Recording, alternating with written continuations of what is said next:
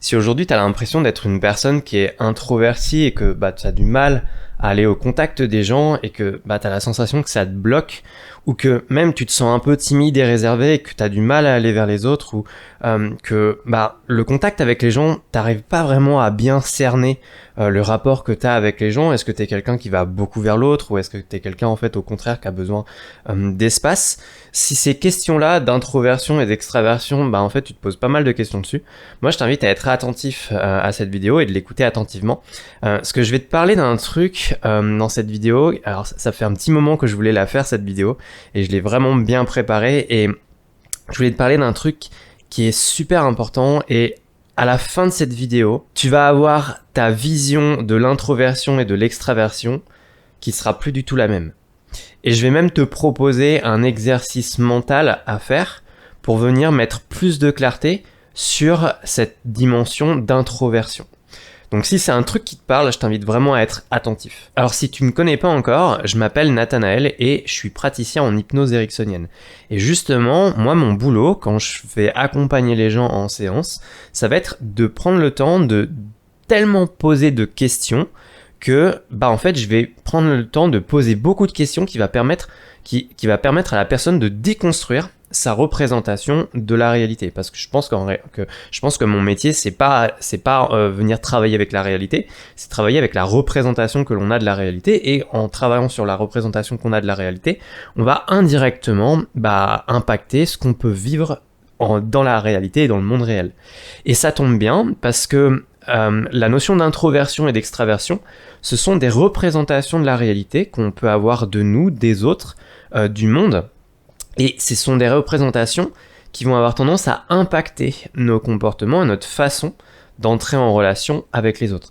Moi j'aime bien dire que en fait l'introversion et l'extraversion ce sont des représentations que que nous donne notre société, et malheureusement ce sont des introversions ou extraversions, c'est des cases dans lesquelles on a tendance à se mettre.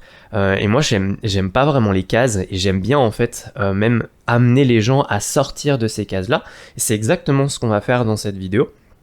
Et encore une fois, l'idée c'est de prendre le temps de déconstruire ces représentations là, parce qu'en fait elles sont pas réelles, mais par contre elles vont avoir un impact sur ce qu'on peut vivre dans la réalité et dans notre monde. Et le problème en fait avec des représentations comme la notion d'introversion ou d'extraversion, c'est que ça peut nous amener à avoir des croyances qu'on va avoir sur nous-mêmes, mais des croyances au niveau identitaire, du style « je suis quelqu'un d'introverti ». Donc si je me considère comme étant une personne introvertie, je vais avoir tendance à avoir des comportements qui viennent valider cette croyance.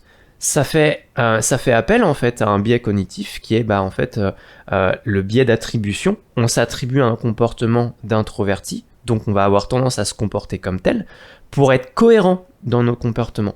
C'est une des 11 techniques de manipulation qu'on trouve dans Influence et Manipulation. J'avais déjà fait une vidéo sur le sujet, si tu veux aller voir, je te mettrai le lien là-bas. La notion d'introversion ou d'extraversion, si je me considère comme étant introverti, je vais avoir tendance, et que en fait j'y crois en plus, je vais avoir tendance à orienter mes comportements pour venir valider cette croyance-là.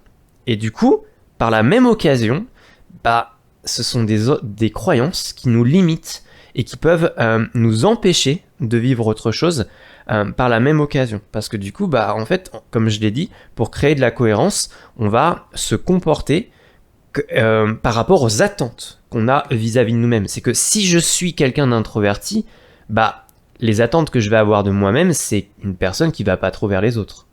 Et donc je vais me comporter comme tel pour valider cette croyance-là. Et du coup, ça peut m'empêcher de vivre autre chose. La notion d'introversion et d'extraversion, c'est en fait déjà c'est une façon de penser qui est assez dichotomique. C'est où je suis introverti, où je suis extraverti, et je peux pas être les deux. Et c'est une pensée qui est en tout ou rien, où je suis comme ça, ou je suis comme ça. Et on peut retrouver ça aussi notamment, par exemple, dans les notions d'égoïsme ou d'altruiste. Je pense que je ferai une vidéo là-dessus aussi, parce qu'il y a pas mal de choses à explorer. Et en fait, la notion d'introversion ou d'extraversion, en fait, on a deux choix. Et avoir deux choix possibles, ça porte un nom en manipulation. Ça s'appelle un double lien. Soit je fais ça, soit je fais ça. Et c'est aussi une technique d'automanipulation, en quelque sorte, c'est où je suis introverti, où je suis extraverti. Et moi, il y a une question que j'aime bien poser aux gens, en fait, en séance d'accompagnement, quand ils font face à ce genre de... quand ils amènent en fait un double lien dans leurs problématiques, et la plupart des problématiques humaines, ça va être des doubles liens, ou ça va être aussi des paradoxes, avec on va retrouver des injonctions, ou des injonctions paradoxales. Et en fait, la notion d'introversion ou d'extraversion, c'est un double lien. Et en fait, il y a deux possibilités pour sortir d'un double lien. La première, ça va être de considérer les deux possibilités et de faire cohabiter les deux possibilités dans une même réalité. Ça veut dire quoi? Ça veut dire, il se passerait quoi si tu pouvais imaginer que tu pouvais être à la fois introverti et extraverti en même temps? La deuxième possibilité pour sortir d'un double lien, ça va être de rejeter les deux possibilités. Donc on n'est ni l'un ni l'autre. Il se passe quoi si en fait t'es ni introverti ni extraverti? Et souvent, la plupart des gens, quand on va explorer cette notion-là, souvent ils vont dire « Ah ouais, mais attends Nat, c'est pas possible ». En fait, c'est pas possible parce qu'on n'a pas l'habitude de se poser ce genre de questions et de l'envisager.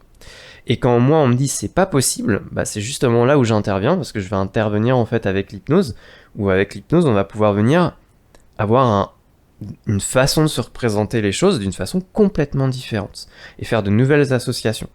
Et on va créer des états hypnotiques qui permettent d'envisager les deux en même temps. Il se passerait quoi si en fait dans une même réalité, je pouvais être à la fois introverti et extraverti?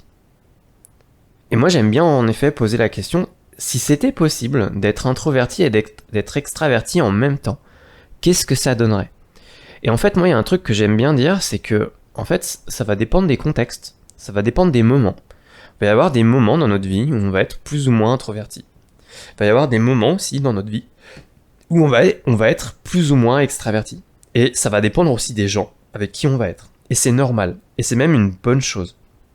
Et il y a une solution qui existe entre les deux. Alors évidemment, tu l'as vu, tu l'as lu dans le titre de la vidéo.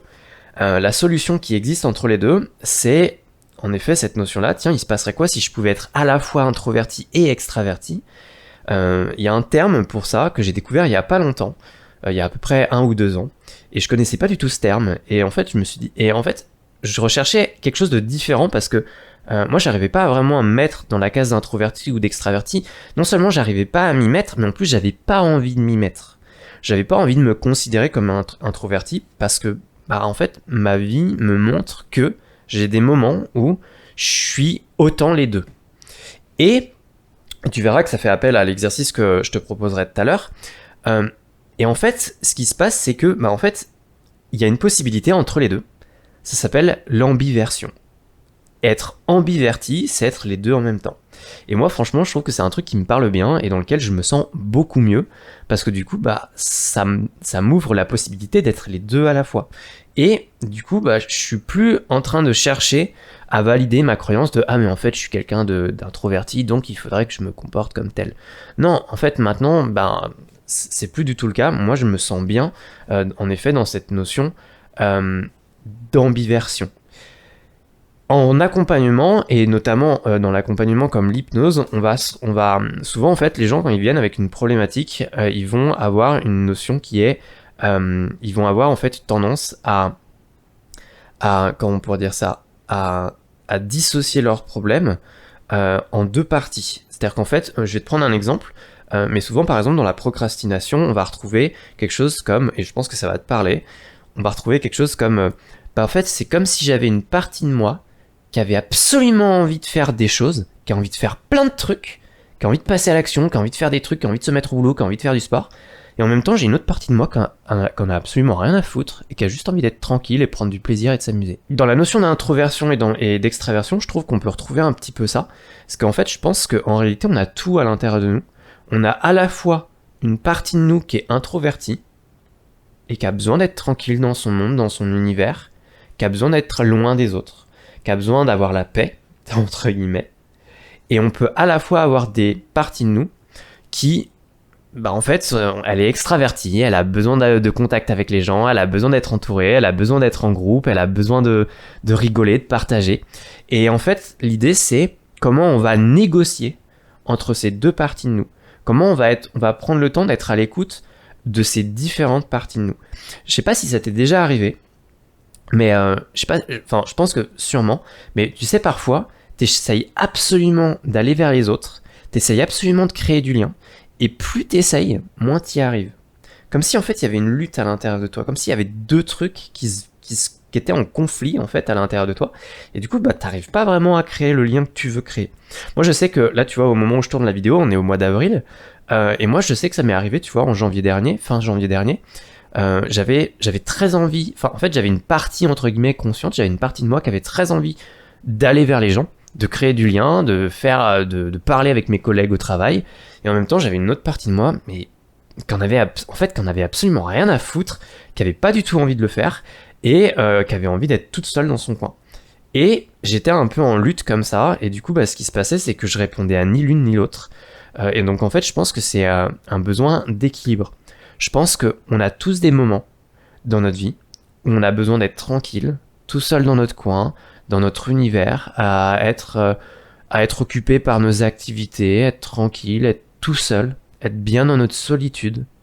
Et en même temps, je pense qu'il y a des moments où, bah ouais, on aime aller vers les autres, on va aimer travailler en équipe, on va aimer être avec les autres, on va aimer créer du lien, on va aimer faire des rencontres, on va aimer aborder des gens, un peu comme ce que je parle en ce moment, tu vois, sur le fait d'aborder des gens en ville. Et je pense qu'en fait, c'est une notion d'équilibre entre ces deux parties-là. Et la question, c'est comment je fais pour prendre le temps d'écouter les besoins de chacune de ces parties de moi. Parce qu'en fait, le problème, c'est que ce qui se passe, c'est que quand tu prends pas le temps d'écouter une partie de toi, bah en fait, d'une certaine manière, elle va avoir mal à l'intérieur. En fait, on va avoir mal à l'intérieur de nous. Moi, j'aime bien dire d'ailleurs ça, hein, c'est en lien avec ce que je racontais sur la gestion des émotions. Notamment, par exemple, tu vois, la colère. La colère, en fait, c'est une partie de nous qu'on n'écoute pas. Et du coup, bah, ça crée, vu que cette partie de nous, on l'écoute pas, bah, en fait, elle se met en colère parce qu'en fait, elle arrive pas à s'exprimer. Et parce qu'en fait, on prend pas le temps de l'écouter. C'est un peu bah, en fait, on peut retrouver un peu ça aussi dans la dimension d'introversion et d'extraversion. Et c'est vraiment en fait l'idée, c'est comment on va négocier entre ces deux parties de nous. Alors je vais en venir à l'exercice que je vais te proposer, hein. Je vais en venir, je sais que je fais pas vachement patienter la chose. Moi par exemple, tu vois, dans ma vie perso, quand j'étais petit, et quand j'avais 7-10 ans, bah en fait j'étais quelqu'un qui jouait beaucoup au Playmobil et qui était bien dans son univers, dans sa chambre, à se raconter des histoires avec ses Playmobil, et j'étais bien dans mon univers, et j'étais bien dans ces moments-là. Et j'aimais beaucoup être seul à ces moments-là. Et en même temps, je me souviens que vers 6-7 ans, quand j'habitais dans un lotissement, dans le Loiret, j'adorais aller toquer à la porte chez mes copains pour aller jouer avec eux, pour aller jouer dans la rue du lotissement. J'adorais ça. Et même quand j'étais au collège, j'ai adoré entre la 6e et la 4e, tu vois. Je sortais quasiment tous les soirs après les cours. Je prenais mon vélo, j'allais toquer chez mes amis et je les embarquais et on allait jouer dans le village, on allait s'amuser dans les rivières, dans les forêts, dans des lavoirs et on s'amusait super bien. Et j'avais besoin d'aller vers les gens à ce moment-là. En fait, je pense que la notion d'introversion et d'extraversion, en fait, elle fait vraiment appel à ces deux besoins. Le besoin à la fois d'aller vers les gens et le besoin aussi d'être seul dans notre univers et tout seul en fait à l'intérieur de nous. Et en vrai, peut-être que tu te dis ouais mais Nat, moi non, j'ai pas ces parties-là. Je pense qu'en vrai, on l'a tous et que c'est important d'être honnête avec soi-même, que peut-être qu'en fait parfois il y a certaines parties de nous qui s'expriment plus ou qu'il y a certaines parties de nous qu'on a plus tendance à écouter. Mais je pense sincèrement qu'en vrai c'est une question d'équilibre. Moi je sais que, tu vois, c'est pareil, j'ai une partie de moi qui est très extravertie. J'adore travailler en équipe, j'adore faire des boulots en équipe, j'en ai fait plusieurs, j'ai travaillé à Lidl, tu vois, où on travaillait en équipe et j'adorais rigoler avec les gens. Tu vois, en ce moment je travaille en aéroport et pareil, je travaille avec une équipe d'une 30aine de personnes. L'âge moyen, tu vois, en fait l'âge il varie entre C'est marrant parce qu'en fait, je travaille avec des newbies, tu vois, des personnes qui ont 18 ans jusqu'à 35 ans, tu vois. Et j'adore, tu vois, enfin, même ce matin, tu vois, je travaillais avec eux et tout, et on a bien rigolé, on s'est bien amusé, tu vois. Et j'adore ces moments-là, en fait, où il va y avoir de la contribution, du partage, on va participer au groupe, on va s'éclater avec le groupe, on va se marrer. Moi, je sais que j'ai eu des moments, tu vois, quand j'étais en fac, à la fac à Grenoble, en fac de psycho, j'étais en résidence universitaire et bah, en fait, c'était une grosse coloc, quoi. J'avais tout le temps la porte grande ouverte de ma chambre et ça circulait et tout. Et en même temps, j'avais des moments aussi où j'aimais bien être tranquille.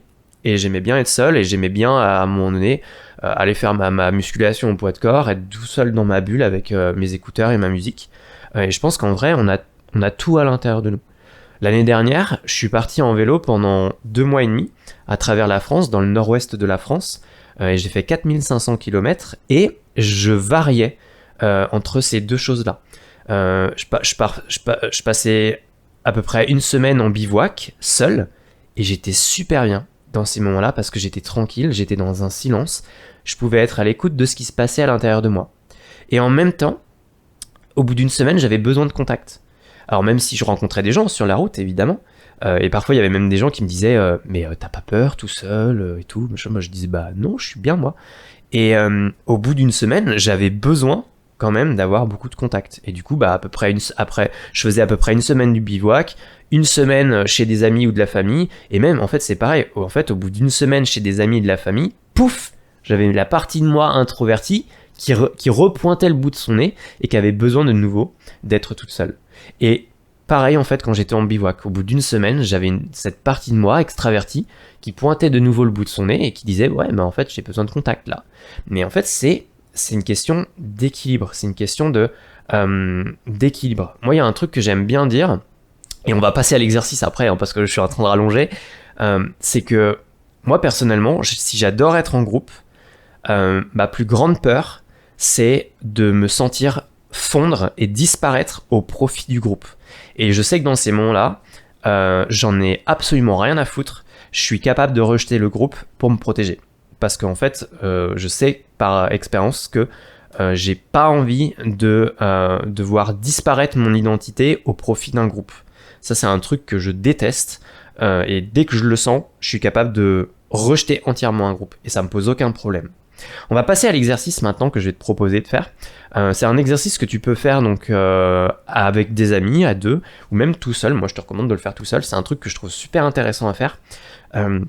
L'exercice, en fait, il va consister, donc en fait, on va avoir deux parties. Alors évidemment, puisqu'on va s'attaquer, on va se pencher à la fois sur l'introversion et l'extraversion.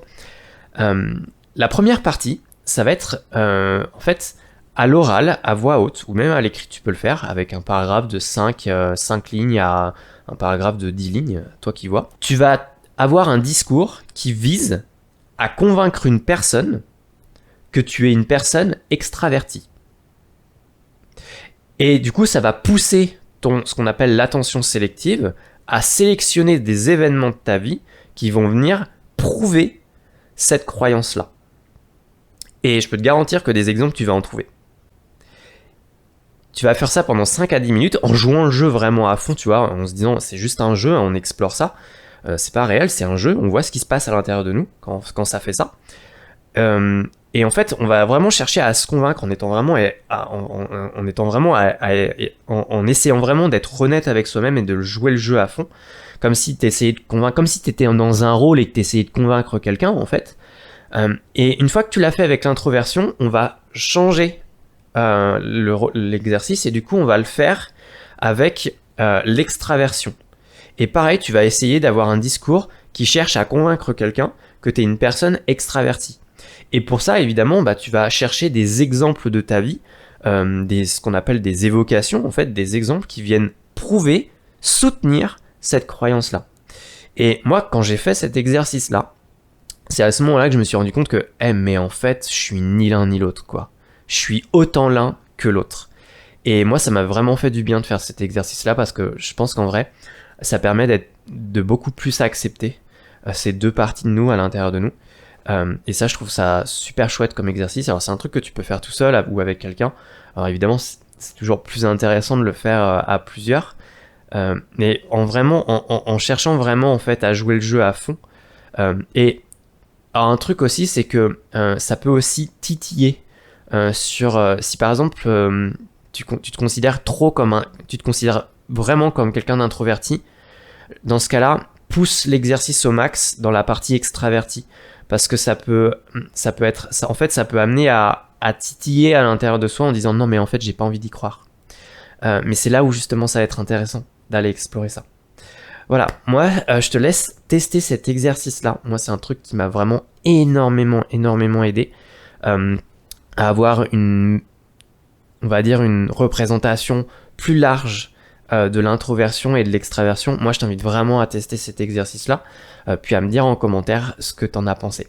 Voilà, en attendant, j'espère que ça t'a plu, j'espère que c'était très intéressant pour toi. Moi en tout cas ça faisait un moment que je voulais faire cette vidéo parce que c'est un truc qui me tenait vraiment à cœur. Et voilà, j'espère que ça t'a plu encore une fois. Tu peux t'abonner à la chaîne si c'est pas déjà fait et on se dit à très vite.